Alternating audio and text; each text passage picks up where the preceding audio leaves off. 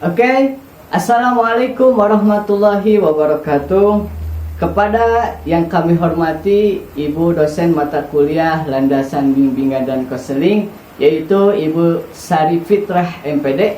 Mudah-mudahan wabil khusus untuk Ibu Sari Fitrah MPD dipermudahkan segala urusannya oleh Allah Subhanahu wa taala. Amin ya Allah ya rabbal alamin. Ya, kami di sini dari kelompok 1 akan mempresentasikan tentang karakteristik konseli, yang dimana di sini dari kelompok 1 terdiri beberapa anggota. Di antaranya ada Asita Nurul Inayah, Eka Pratama, ada Hafiz Abdul Barakah, ada juga Indi Permatasari, ada juga Lutfiah Nurul Aini, ada juga Nabilah Rida Syarifah, ada juga Ramdan Jailani, ada juga Rifana Az-Zahra Salsabila, ada juga Salwa Daulia, ada juga Sifa Siti Fauzia, dan yang terakhir yaitu Zafira Salsabila. Ya, alhamdulillah untuk kesempatan kali ini yang presentasi akan dilanjutkan oleh rekan saya pribadi. Silahkan untuk rekan saya mempresentasikan tentang karakteristik konseli. Silakan.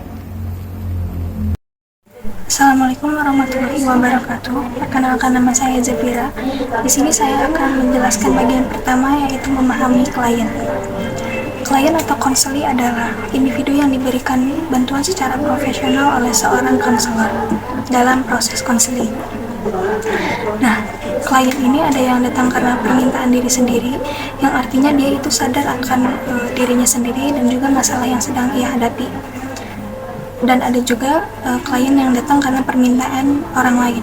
Nah, ini yang bahayanya, karena dia itu tidak sadar akan dirinya sendiri dan juga tidak sadar dengan apa masalah yang sedang ia hadapi. Nah, jika si konseli ini sudah sadar akan dirinya sendiri, ia akan menaruh harapan kepada seorang konselor untuk ia bisa tumbuh, berkembang, produktif, kreatif, dan juga mandiri. Setzer and Stone tahun 1987 mengemukakan bahwa keberhasilan dan kegagalan proses konseling ini disebabkan oleh yang pertama, yaitu ada kepribadian klien, yang kedua ada harapan klien, serta ada pengalaman dan juga pendidikan klien. Dan di sini yang saya akan bahas pertama adalah kepribadian klien. Kepribadian klien ini seperti sikap, emosi, intelektual, motivasi, dan lainnya. Nah, jika apa yang dirasakan oleh klien ini sudah tercurahkan semuanya, sudah diluapkan semuanya dengan secara jujur, mau secara verbal maupun non-verbal, ini akan membuat mereka ini merasa lega. Nah, pada saat ini si konselor akan melihat intelektual si kliennya ini.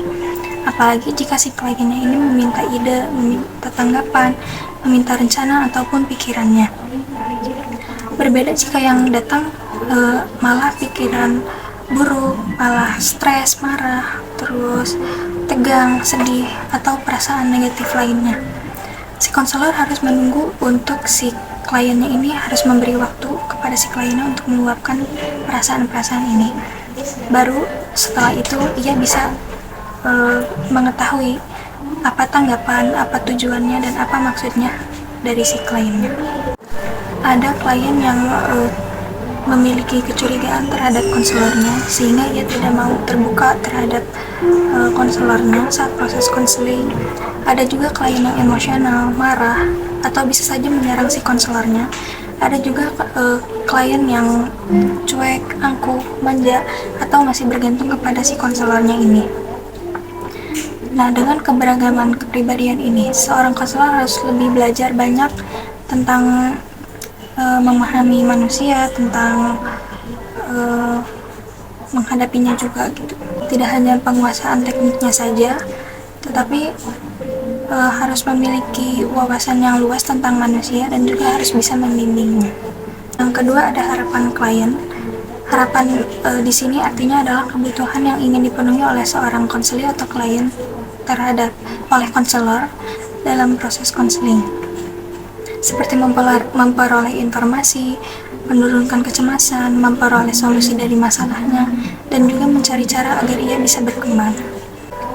Seringnya, klien ini menaruh harapan kepada konselor dalam proses konseling, padahal pada kenyataannya proses konseling ini tidak bisa memenuhi harapannya tersebut. Nah, inilah yang disebut dengan terjadinya diskrepansi antara harapan dan juga kenyataan, dan ini juga bisa saja membuat si kliennya itu kecewa. Maka dari itu, sebaiknya konselor itu harus bisa mengetahui apa yang melatar belakangi harapan si kliennya ini. Jadi, konselor itu harus membuka secara dalam dan juga melibatkan si kliennya atau konselingnya ini agar harapan dan cita-citanya ini dipertimbangkan secara matang. Dengan begitu, klien bisa menjawab sendiri apakah harapannya itu logis, realistis, dan bisa tercapai. Namun ada juga harapan konselor yang malah mengganggu proses konseling, apalagi jika kesannya itu memaksa. Ini akan membuat si kliennya ini tidak kreatif, tidak mandiri, dan juga bergantung kepada konselor. Akibatnya, klien tidak bisa menggali dirinya sendiri, dan mungkin juga akan terjadi konflik di dalam diri klien ini, karena harapan dia dengan harapan si konselornya ini tuh bertentangan. Mungkin itu aja yang dapat saya sampaikan, akan dilanjut oleh teman saya. Yang ketiga ada pengalaman dan kepribadian klien. Pengalaman yang dimaksud adalah pengalaman klien dalam berkomunikasi, berdiskusi, maupun dalam berkonseling. Sedangkan kepribadian, contohnya kepribadian klien yang terbuka. Namun terbuka yang dimaksud hanya kepada orang-orang tertentu yang dipercayai oleh klien, seperti keluarga, sahabat, teman, ataupun pasangannya. Pengalaman-pengalaman tersebut ketika klien konseling itu akan lebih memudahkan karena dia lebih mudah untuk bercerita kepada konselor tentang apa masalahnya, apa yang dia rasakan, serta keinginan dia ke depannya itu bagaimana. Sehingga ke depannya konselor lebih mudah dalam memberikan solusi-solusi terhadap persoalannya tersebut. Yang B, ada aneka ragam klien. Aneka ragam klien terbagi menjadi beberapa poin. Yang pertama ada klien sukarela. Klien sukarela adalah klien yang hadir di ruang konseling atas keinginannya sendiri tanpa paksaan siapapun, dengan tujuan dan maksud seperti ingin mencari informasi, ingin curhat, atau sedang mengalami masalah, baik itu masalah karir, pendidikan, ataupun keluarga. Ciri-ciri klien sukarela adalah yang pertama, hadir atas kehendak sendiri. Yang kedua, segera dapat menyesuaikan diri dengan konselor. Yang ketiga, mudah terbuka, seperti segera mengatakan apa persoalan yang sedang dia hadapi. Yang keempat, bersungguh-sungguh mengikuti proses konseling, di mana klien ini benar-benar mengikuti prosedur yang ada pada konselor tersebut. Yang kelima, bersikap bersahabat dan mengharapkan bantuan. Yang keenam, bersedia mengungkapkan rahasia walaupun menyakitkan, di mana klien benar-benar menceritakan semua persoalannya dan tidak ada yang ditutup-tutupi walaupun itu rahasia yang menyakitkan. Yang kedua ada klien terpaksa. Klien terpaksa adalah klien yang kehadirannya di ruangan konseling ini bukan atas keinginannya sendiri, melainkan dorongan dari orang-orang sekitarnya, seperti keluarga, guru, ataupun teman. Karena mungkin saja klien ini tidak menyadari bahwasanya dia sedang mengalami masalah, sehingga perlu untuk diantar kepada konselor. Ciri-ciri klien terpaksa adalah bersifat tertutup, yang kedua enggan berbicara, yang ketiga curiga terhadap konselor, yang keempat kurang bersahabat, dan yang kelima menolak bantuan konselor karena dia merasa tidak membutuhkan bantuan untuk menghadapi masalahnya. Namun orang di sekitarnya itu sudah menganggap bahwa orang tersebut bermasalah dan tidak bisa menghadapinya sendiri. Bismillahirrahmanirrahim. Di sini aku Salwa Daulia mau terus ngejelasin materi yang sebelumnya udah dijelasin sama Nabilah. Di sini ada poin yang ketiga, yaitu klien enggan. Salah satu bentuk klien enggan adalah yang banyak bicara. Pada prinsipnya, klien seperti ini enggan untuk dibantu. Dia hanya senang untuk berbincang-bincang dengan konselor tanpa ingin menyelesaikan masalahnya. Nah, yang dimaksud di sini adalah suatu individu yang tidak sepenuhnya terbuka atau kooperatif dengan proses konselingnya. Terus mungkin aja mereka itu ngerasa enggak nyaman buat berbincang tentang masalahnya kepada konselor, atau mereka juga ngerasa ragu-ragu untuk membagikan informasi yang diperlukan, serta mungkin mereka juga merasa enggan untuk mengikuti saran atau rekomendasi yang konselor kasih.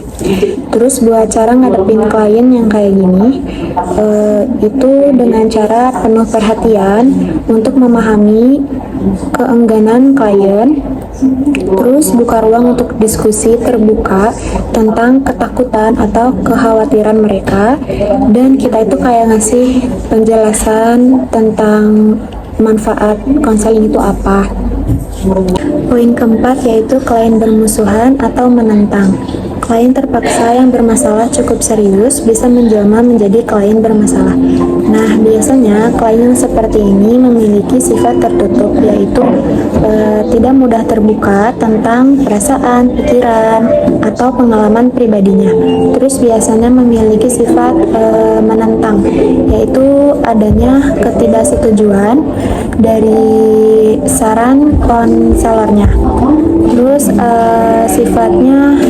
sifat bermusuhan itu adanya ketidakpuasan atau ketidaksetujuan yang mendalam, serta kemarahan gitu terhadap situasi atau si konselornya. Poin terakhir dari sifat klien yang bermusuhan atau menentang ini yaitu menolak secara terbuka. Jadi secara terang-terangan atau secara terbuka gitu, kalau klien itu menolak buat dibantu atau enggan buat dibantu. Terus buat cara ngadepinnya, kita itu harus ramah, bersahabat, terus empati juga, terus toleransi terhadap perilaku klien. Jadi bagaimanapun nanti perilaku klien terhadap kita itu harus sabar, harus ngerti, pokoknya gitu. Terus meningkatkan rasa sabar dan menanti waktu yang tepat untuk berbicara sesuai bahasa tubuh klien, serta memahami keinginan klien yang tidak mau dibimbing. Jadi kita tuh harus ngerti kenapa klien itu gak mau dibimbing gitu. Terus mengajak suatu negosiasi atau menjelaskan pentingnya buat konseling itu apa, ngejelasin konseling itu pentingnya apa, manfaatnya apa, seperti itu. Poin yang terakhir yaitu klien krisis. Yang dimaksud dengan klien krisis yaitu klien yang menghadapi musibah seperti kematian orang tua, pacar, istri, atau orang yang dicintai, kebakaran rumah, atau diperkosa, dan sebagainya, yang dihadapkan kepada konselor untuk diberi bantuan agar menjadi stabil dan mampu menyesuaikan diri terhadap masalahnya tersebut. Terus gejala perilaku klien krisis itu yaitu menutup diri dari dunia luar. Jadi kayak menolak untuk berbagi perasaan, pikiran mereka secara terbuka atau terang-terangan. Kemudian gejala selanjutnya yaitu amat emosional, tak berdaya, ada pula yang histeris. Jadi ekspresi atau respon emosional yang kuat, mendalam atau intens. Terus poin selanjutnya yaitu kurang mampu berpikir rasional, menunjukkan keputusan atau pemikiran mereka yang dipengaruhi oleh emosi mereka. Terus poin selanjutnya yaitu tidak mampu mengurus dirinya sendiri dan keluarga. Jadi mungkin karena banyak masalah, banyak pikiran, down gitu, jadi buat ngurus diri sendiri aja susah gitu, kayak kewalahan, apalagi sama harus mengurus keluarganya juga. Terus poin selanjutnya yaitu butuh orang yang dapat dipercayai. Jadi konselor atau pendukung yang lain yang dapat dipercaya itu tuh mampu buat ngasih support, terus kayak bisa jadi pendengar yang baik, memberikan dukungan emosional, mendengarkan dengan penuh perhatian. Terus itu juga dapat membantu mengelola krisisnya itu tersebut. Seperti itu. Saya akan melanjutkan materi yang telah dijelaskan oleh rekan saya. Jadi, Lindemann pada tahun 1944 menjelaskan tentang karakteristik individu yang mengalami duka cita yang mendalam. Di antaranya ada keadaan fisik yang menderita, seperti sesak, tidak bisa tidur, kehilangan nafsu makan, pencernaan terganggu, lemah, lesu, dan banyak lain. Juga di poin kedua ada perasaan hampa, tegang, kelelahan, hilang rasa kehangatan, dan menjauh dari orang banyak. Di poin ketiga ada keasikan dengan hayalan kematian. Jadi orang yang mengalami duka cita yang mendalam itu pasti gitu selalu membayangkan hal-hal tentang kematian. Terus di poin keempat, timbul perasaan bersalah terhadap kejadian atau kegagalan yang dialami. Seperti contoh, kita melakukan sesuatu tapi kita itu gagal gitu dalam melakukan hal tersebut. Terus orang yang mengalami duka cita yang mendalam itu pasti akan mengalami merasa bersalah gitu atas perbuatan yang diperbuat dengan tidak sempurnanya itu. Pasti juga akan menyalahkan diri sendiri secara berlebihan. Terus di poin selanjutnya, berubah-ubah pola kegiatan, gelisah, tanpa arah, mencari aktivitas, tapi tanpa motivasi untuk meneruskannya. Juga ada tujuan utama untuk membantu klien yang mengalami kesedihan mendalam, atau bisa disebut dengan grief. Di antaranya ada yang pertama, agar klien dapat menerima kesedihannya secara wajar. Jadi si kliennya itu tidak terlalu dalam kesedihannya itu gitu. Terus agar klien dapat mengekspresikan atau mengungkapkan dengan bebas segala rasa kesedihannya. Terus di poin ketiga, menghilangkan ingatan terhadap orang yang ditinggalkan. Contohnya seperti ada satu klien, dia itu ditinggalkan oleh orang tuanya atau saudaranya. Jadi kita berusaha membantu untuk menghilangkan ingatannya itu. Terus di poin keempat, membentuk lagi lingkungan baru dan membentuk relasi yang baru gitu. Terus menurut Bremer pada tahun 1979 ada 3 langkah penting untuk membantu klien yang mengalami krisis gitu. Di antaranya, di poin pertama, tentukan terlebih dahulu kondisi krisis itu. Seberapa parah sih gitu keadaan itu. Juga konselor harus menentukan tipe bantuan apa yang dibutuhkan oleh klien kita itu, berdasarkan penilaian awal tentang kondisi krisis klien tersebut. Di poin kedua, tentukan sumber-sumber apa yang bisa membantu klien secepatnya. Misalnya, saudara, teman, kelompok, ataupun keluarganya itu sendiri. Dan bantuan apa gitu yang tepat, yang untuk bantuan apa yang tepat yang didapatkan oleh klien itu sendiri. Terus di poin terakhir, bantuan dalam bentuk pertolongan langsung, yaitu konselor memberikan peluang agar klien bisa menyalurkan perasaannya seperti perasaan takut, rasa bersalah, dan rasa marah. Mungkin sekian materi dari saya. Assalamualaikum warahmatullahi wabarakatuh. Perkenalkan, nama saya Syifa Siti Fauzia. Di sini saya akan melanjutkan materi dari teman saya, yaitu peranan negosiasi dalam konseling. Untuk menghadapi klien menentang, terpaksa, dan enggan, perlu diadakan negosiasi sebelum konseling yang sebenarnya. Syarat-syarat untuk dapat melaksanakan negosiasi dengan baik ada 2. Yang pertama, negosiasi dalam konseling. Negosiasi kita praktekkan di dalam rangka konseling adalah untuk membujuk agar calon klien kita merasa aman, senang, dan mau diajak bicara tentang dirinya. Hal ini untuk menghindari hambatan-hambatan administratif, psikologis, dan sosiokultural. Yang kedua ada praktek konseling. Upaya yang harus dilakukan dalam negosiasi kepada klien ada beberapa kegiatan yang harus diperhatikan. Yang pertama, tandai calon atau klien tersebut berdasarkan informasi yang ada. Yang kedua, amati calon klien saat dia santai di luar pelajaran. Sekian materi yang saya sampaikan. Assalamualaikum warahmatullahi wabarakatuh. Perkenalkan, nama saya Lutfia Nurul Aini, akan melanjutkan penjelasan dari teman saya. Yang materi yang akan saya bahas yaitu karakteristik konseli. Konseli adalah setiap individu yang diberi bantuan profesional oleh konselor atas keinginannya sendiri. Sehingga karakteristik konseli ialah individu yang memiliki keunikan tertentu. Mencakup 1. Keunikan kebutuhan atau uniqueness of needs. Menurut Abraham Maslow, dalam teorinya, setiap individu memiliki kebutuhan dasar, yaitu A. Kebutuhan fisiologis, atau yang biasa disebut physiological needs. Misalnya kebutuhan dasar seperti udara untuk bernafas, makan untuk energi, kebutuhan tempat berteduh dan tidur, kebutuhan pakaian, dan kebutuhan kesehatan serta kebersihan. Yang kedua ialah kebutuhan rasa aman atau safety needs. Mencakup kebutuhan akan stabilitas, perlindungan dari bahaya, ancaman dari ketidakpastian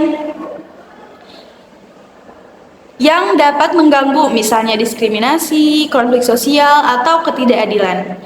Yang ketiga yaitu kebutuhan sosial atau social need, di mana kebutuhan individu akan interaksi sosial, misalnya kebutuhan akan dicintai, dihargai, dan diterima oleh individu lain.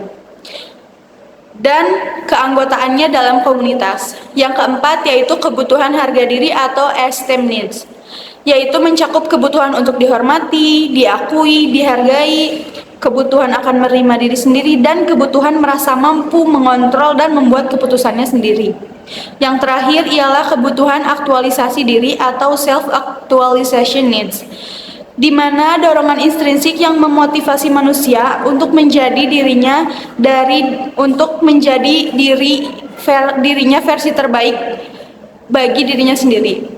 Yang kedua yaitu keunikan kepribadian atau uniqueness of personality, di mana seorang konseli memiliki keunikannya masing-masing, mencakup perilaku yang tampak, yaitu perilaku konseli yang dapat langsung diamati oleh konselor, serta perilaku yang tidak tampak yang terjadi dalam diri konseli dan tidak terlihat atau tidak bisa diamati oleh konselor. Yang terakhir yaitu keunikan inteligensi, di mana uniqueness of intelligence ini adalah kemampuan mental umum konseli yang bersifat potensial dan laten. Sekian pemaparan materi dari saya, akan dilanjutkan oleh teman saya.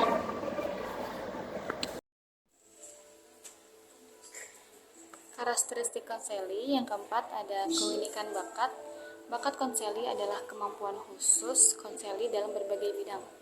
Setiap konseli mempunyai bakat yang berbeda-beda, dan hal ini harus diperhatikan oleh seorang konselor dalam proses konselingnya. Yang kelima ada keunikan motif dan motivasi. Motif konseli adalah suatu keadaan pada diri konseli yang berperan mendorong timbulnya tingkah laku. Jadi menurut Hartono, motif adalah keadaan dalam pribadi seseorang yang mendorong individu untuk melakukan aktivitas tertentu guna mencapai suatu tujuan.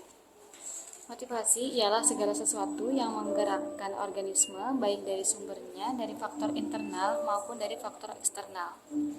Motivasi konseli memiliki kaitan dengan motifnya, karena kehadiran motivasi untuk menggerakkan motif dalam menguatkan intensitas perilaku konseli. Yang keenam, ada keunikan minat. Jadi, keunikan minat adalah minat konseli dalam kecenderungan konseli untuk tertarik pada suatu kegiatan tertentu. Minat merupakan potensi yang menunjang perilaku individu. Yang ketujuh, ada keunikan perhatian. Perhatian atau attention adalah pemusatan tenaga psikis yang tertuju pada suatu aktivitas.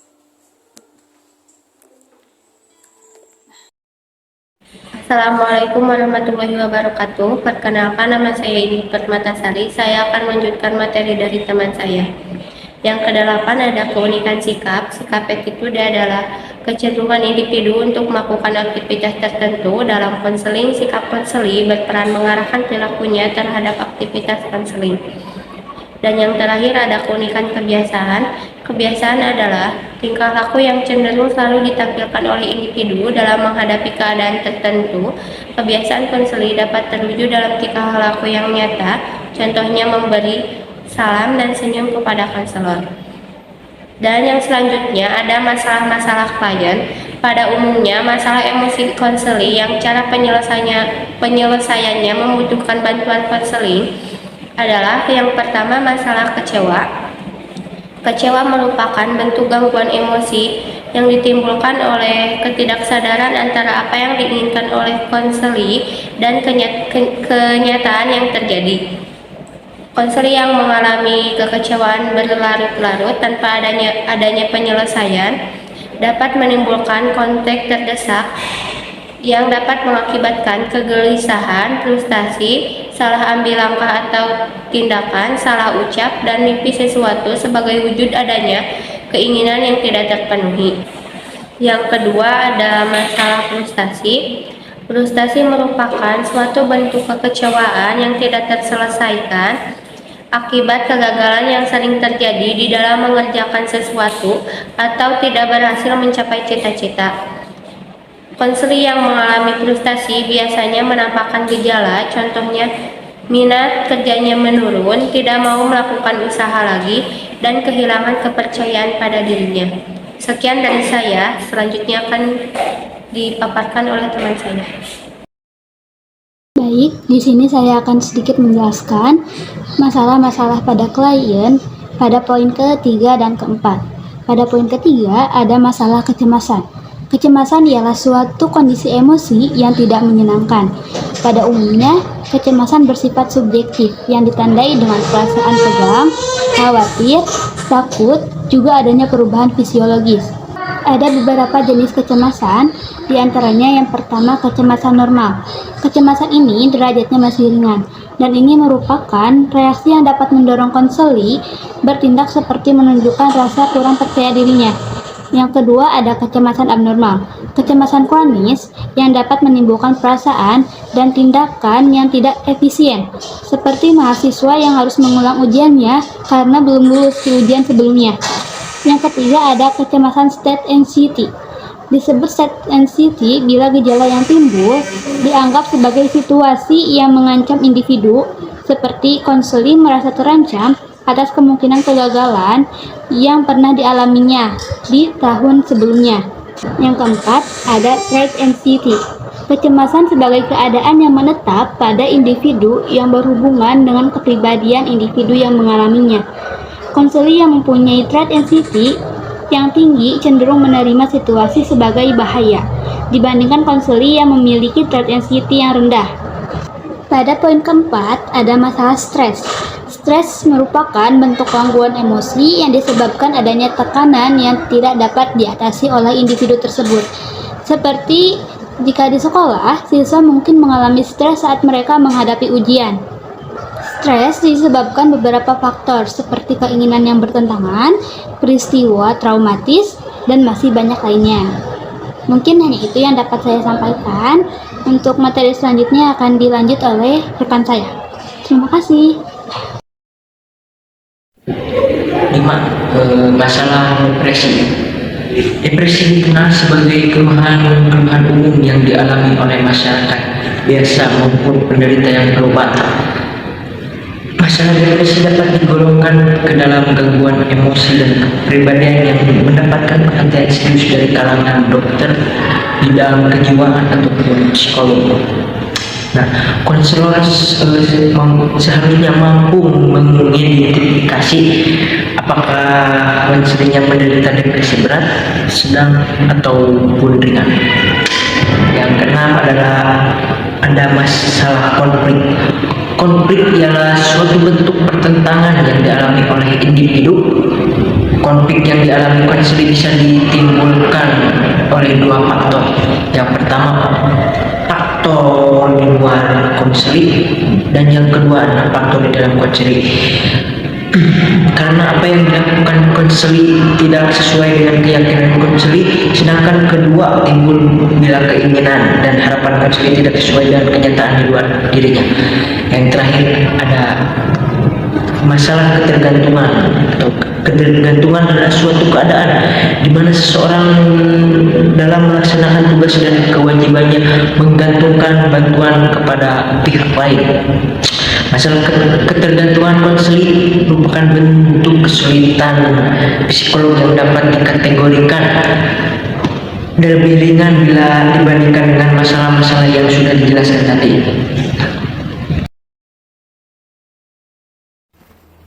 Ya, baik, di sini saya Ramdan Jailani akan mempresentasikan tentang implikasi karakteristik konseling dengan konseling. Pada tahap-tahap perkembangan, ini menunjuk pada periodisasi secara teoritis alur perkembangan individu sejak konsepsi sampai mati. Nah, untuk tugas-tugas perkembangan adalah seperangkat keterampilan, sikap, dan pengetahuan yang perlu dikuasai oleh seseorang individu sejalan dengan tahap pertumbuhan. Penguasaan tugas-tugas perkembangan satu periode ini merupakan dasar bagi penguasaan tugas-tugas perkembangan bermasalah konflik berikutnya. Ini menurut Harlock ya pada tahun 1996. Dan ada pula menurut H.P. Girls dalam Harlock 1996. Ini menyiratkan ya bahwasanya kegagalan seorang menguasai suatu tugas ini menambah kesukaran baginya dalam penguasaan tugas perkembangan lebih lanjut. Karena di sini semua aspek pokok dalam perkembangan ini mempunyai implikasi bagi upaya-upaya konseling. Nah, di dalam implikasi di sini ini terdapat dua bagian. Yang pertama, ini adalah tujuan konseling dapat difokuskan pada pengoptimalan perkembangan konseling. Upaya yang memungkinkan konseling lebih maju dan menguasai tugas perkembangan. Nah, itu yang pertama. Implikasinya atau bisa disebutkan dengan keterkaitan antara konseling dengan konseling. Nah, yang kedua di sini proses konseling dan segi perkembangan individu atau konseling. Nah, ini tidak lain merupakan proses keberlanjutan dalam pengalaman diri, kesadaran potensi diri, dan kesadaran tuntunan budaya terhadap diri, serta memanfaatkan potensi diri dalam kaitannya dengan proses konseling. Jadi intinya di sini seorang konseling itu harus memahami situasi seorang konseling. Begitupun juga seorang konseling harus memahami situasi konseling. Dan di sini seorang konseling itu harus memiliki karakteristik yang luar biasa. Karakteristik di sini dapat diperkembangkan secara individual, luar biasa ya. Semoga untuk para konseling ini lebih maju lagi, lebih memahami lagi tentang karakteristik konseling. Sekian dari saya, mohon maaf apabila ada kesalahan. Dilanjut. Oke, baik teman-teman semuanya, itulah presentasi dari kelompok kami tentang karakteristik konseling dari kelompok 1 yang telah disampaikan barusan. Semoga bermanfaat bagi rekan-rekan semuanya. Dan jikalau ya rekan-rekan ingin ada yang mau dipertanyakan, silahkan boleh ditulis di kolom komentar yang ada di YouTube ya. Ingat, di kolom komentar yang ada di YouTube. Itulah sekian yang dapat kami sampaikan, kurang lebihnya mohon dimaafkan. Terima kasih. Wabillahi taufiq wal hidayah. Wassalamualaikum warahmatullahi wabarakatuh.